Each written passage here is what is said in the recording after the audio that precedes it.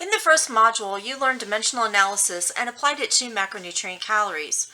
We incorporated this concept into our course because dimensional analysis is a requirement in pharmacology within the Valencia nursing program. It is a highly missed concept that holds students back from graduating. By using it frequently in your prerequisites, you are much more likely to be successful using dimensional analysis when you get into the nursing program. In this video, I will demonstrate how to use dimensional analysis with weight management. Let's begin with this problem. A client weighs 173 pounds. How many kilograms do they weigh? The first step is to identify what unit the question is asking to solve for. In this question, we are looking for kilograms. The next step is to write the unit in the final product and in the numerator of the first fraction. Now we need to figure out which conversion factor relates to this question. We will use 1 kilogram equals 2.2 pounds. For the next fraction, we start by looking at the unit in the denominator of the first fraction. We take this unit and write it in the numerator. Then we look in the question to see what we know about pounds. In this question, we have 173 pounds. That will be over 1 since it is a whole number. Now we can cross the pounds out since they negate each other. That leaves us with kilograms, so now we can do that math. 1 kilogram times 173 over 2.2 times 1, which equals 78.6 kilograms.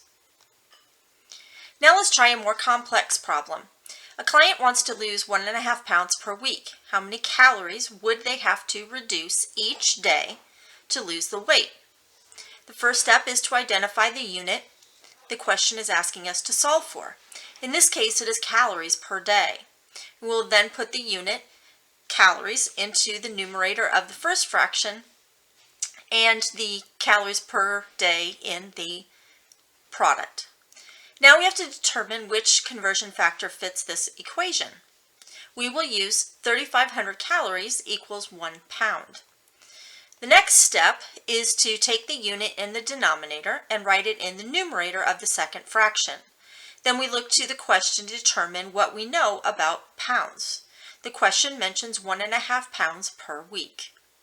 So we write that down.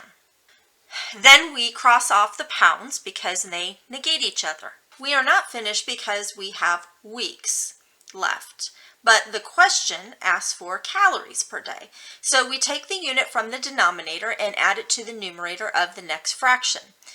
Then we must determine which conversion factor to use. Although this one is not written down in our chart, I'm sure we all know that 1 week has 7 days, so we would write that as our conversion factor. We can then cross out weeks because they negate each other. We can see that the units left are calories on top and days on the bottom, so we can now do the math. 3,500 calories times 1.5 times 1 over 1 times 1 times 7 days, which equals 5,250 calories over 7 days. Reduce the fraction to 750 calories per day. That's all for this video. Please ask your instructor if you have additional questions about this.